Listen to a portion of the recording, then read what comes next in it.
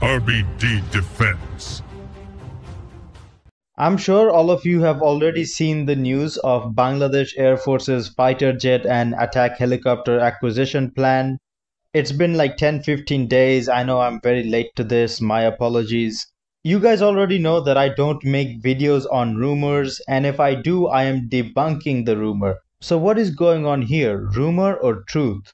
This news was first published by Color Conto, but soon after it was covered by basically all domestic media outlets, and then it started being covered by regional media outlets. So some Pakistani media outlets, a lot of Indian media outlets, they were seething. Then it even got picked up by some international media outlets. So this news has been covered extensively all over the world for like 10-15 days. And the interim government's press wing has not come out and said, hey, this is false, which is something that they have done in the past with the false rumor about the Tulpar tank. So since the interim government has not denied this news despite the huge amount of coverage, I would say you just have to take this at face value and believe it. Now let's talk about what I think about the potential deals. Firstly, I have already made a video about the 20 J-10C deals, so I won't waste your time by talking about it here. If you want to know about that deal, you can watch that video. I will link it in the description.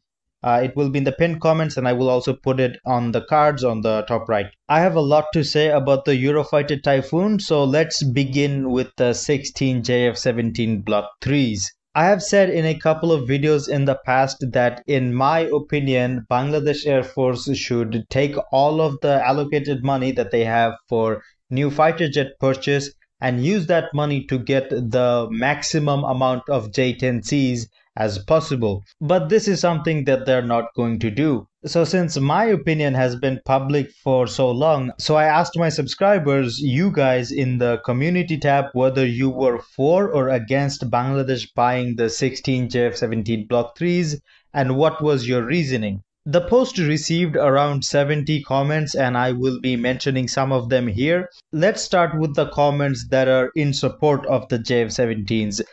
These comments mainly made 3 points, and the 3 points are: number 1, the JF-17 Block 3 is very cost effective. Number 2, the JF-17 Block 3 fits in with the J-10C's ecosystem. And number 3, it would mean closer military ties with Pakistan. Okay, now let's address these points one by one. The number one argument is that the JF-17 Block 3 is very cost effective. This is a complicated subject because if you Google or ask ChatGPT the unit cost of a JF-17 Block 3, you'll get something like 25 to 35 million, which sounds incredible. It sounds like a really good deal, but it's not that simple. Azerbaijan is the only customer of the JF-17 Block 3. They signed a $4.6 billion deal for 40 JF-17 Block 3s. If we take the $4.6 billion and we divide it by 40 to get the unit price, we get $115 million per aircraft. That is a huge difference from the 25 to 35 million that you get if you Google this. There is a rumor, and I repeat that this is in fact a rumor and not something that is confirmed, that Bangladesh is paying $720 million for 16 JF-17 Block 3s. This means the per unit cost is $45 million.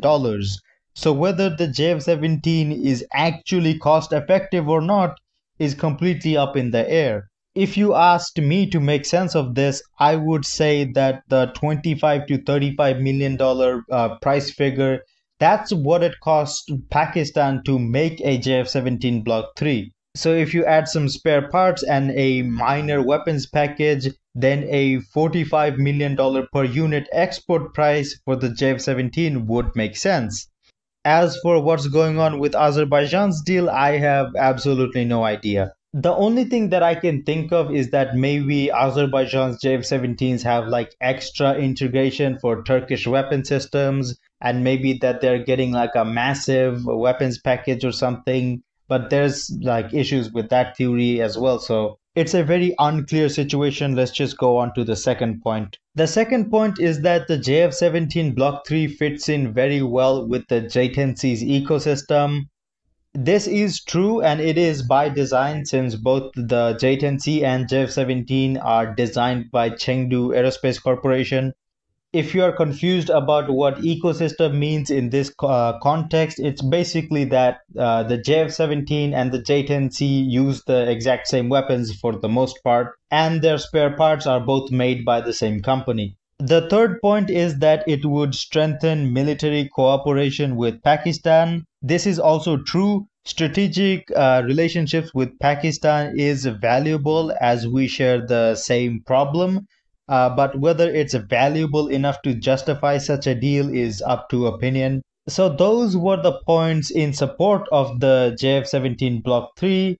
Now let's go to the points that are against the purchase of the JF-17 Block 3. Number one, the JF-17 Block 3's status as a light fighter jet with its lower than average payload capacity and range. The second point was the Kilimov RD-33 engine.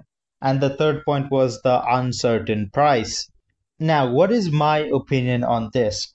For me, whether the lower payload and range are a huge factor or not completely depends on the price.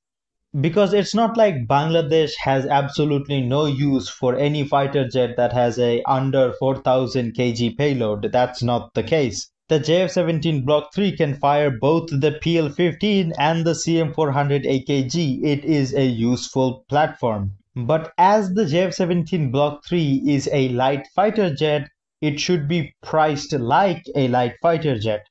The second point was the RD-33 Kilimov engine. The RD-33 is a low-cost Soviet design engine used in the MiG-29 family. The RD-33's pros are that one, it's a inexpensive engine that can be delivered quickly. Its second pro would be that it's easy and inexpensive to maintain when compared to Western jet engines. The first part is true, but the second part is not very accurate at this point in time. Reason being, there are three major countries that can maintain and overhaul the RD-33 engine. These countries are Russia, Ukraine, and Belarus.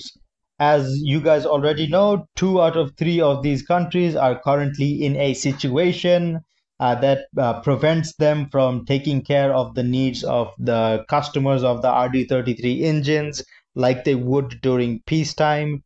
So currently the RD-33 is neither easy nor inexpensive to maintain.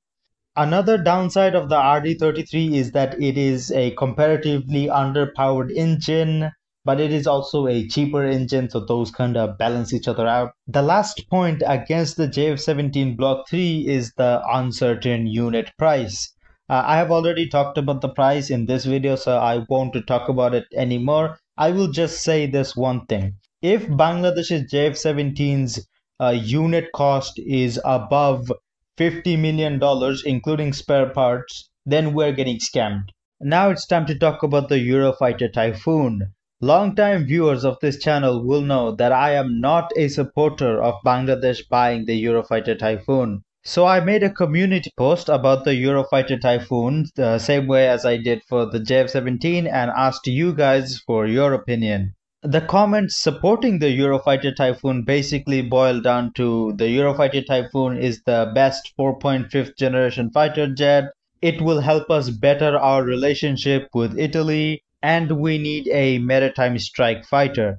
The first point about the Eurofighter Typhoon being the best 4.5th generation fighter, I don't think that's important because nobody opposes Bangladesh buying the Eurofighter Typhoon because the Eurofighter Typhoon is a good fighter jet. People oppose it for different reasons that we'll get into soon. As for the second point, whether better relationships with Italy is worth this deal or not is up to opinion. The third point about the Eurofighter Typhoon being our maritime strike fighter jet is just completely stupid. Some people will see any double-engine fighter jet and just think ooga booga, double engine, long range, good maritime strike. That's not how it works. In reality, the Eurofighter Typhoon has one subsonic anti-ship missile. Even our MiG-29 BMs fire a supersonic anti-ship missile. The Eurofighter Typhoon was designed as a air superiority fighter with multi-role capabilities. Maritime strike is literally its weakest point. The Eurofighter Typhoon fires a subsonic anti-ship missile. Meanwhile, the J-10C can fire a hypersonic CM-400 AKG anti-ship missile. Oh, but what about range? The J-10C with a full anti-ship loadout will have a combat range of 900 kilometers. The list of reasons to not buy the Eurofighter Typhoon is massive. Overpriced, slow production of aircraft, even slower production of the Meteor BVR missile. There is like a huge list of reasons to not buy the Eurofighter Typhoon. The video would be an hour long if I went through all the reasons to not buy the Eurofighter Typhoon. So I won't do that. Rather, I will do the best case scenario for the Eurofighter Typhoon and Bangladesh Air Force. Now, everything I say from this point forward is hypothetical and rumors. I repeat, rumors. Nothing is confirmed. According to said rumors, Air Chief Marshal Hassan Mahmud Khan is pursuing the Eurofighter Typhoon's Tranche 4 version, which is the newest version of the Eurofighter Typhoon. And that Hassan Mahmud Khan has made it clear to Italy that we will not buy any Eurofighter Typhoon without the Captori ISR radar. So if this is true, and I hope it is, Bangladesh's Eurofighter Typhoon will be either the Tranche 4 or Tranche 3s that have been retroactively fitted with the ISR radar. This does mean that Bangladesh would have to wait 3 to 5 years to take the delivery, depending on whether it's a T4 or T3. If it's T4, probably 5 years. But as long as it comes with the ISR radar, I don't mind a 5-year wait. As for the issue of the Meteor BVR missiles, there aren't even any rumors about it. I just hope that the Air Chief Marshal Hassan Mahmud Khan will not agree to buy the Eurofighter Typhoon without explicit promise of BVR missiles from Italy. So best case scenario, we get the Eurofighter T4 or T3s that have been fitted with the ISR radar and the Meteor BVR missile. This would take 5 to 6 years, like probably minimum, but I can wait 5 to 6 years. I'm sure we all can wait. If either one of these demands is not met, if we either don't get the ISR radar or we don't get the BVR missiles, then I would say the deal for the Eurofighter Typhoon should be scrapped immediately. Thank you for watching the video till the end. I know this video has been very delayed.